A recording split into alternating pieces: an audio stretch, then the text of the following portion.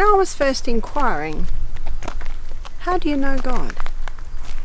How can God live in your heart? And people would say to me, just ask him in.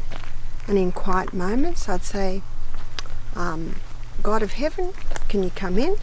Nothing would happen. I didn't know how to know God. And then I read a book called Your Bible Anew that explained how the Bible was written. It explained some of the basic doctrines of the Bible, that you go to sleep when you die till the second coming of Jesus, the Sabbath.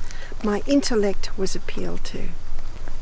When I looked at everything that God offers, I fell down on my knees and I surrendered my whole life to God. And then I heard the voice, "Ye shall seek me, and ye shall find me, when you shall search for me with all of your heart." Wanting him more than anything. I had to want him more than my children. I had to want him more than anything. That's when God came into my heart. And then I read a little book about 6 months later called Steps to Christ. And it explains it so beautifully in little steps. And in page 47 it says, what we need to understand is the true force of the will. This is the governing power in the nature of man. It is the power of decision or of choice. You cannot change your heart.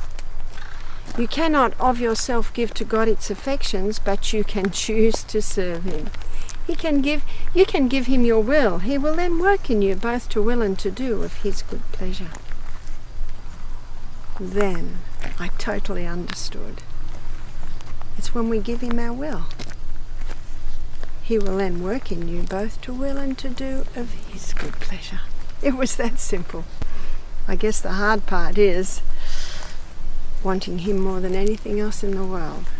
But when you read about who he is and what he's done, it is not hard to give him everything.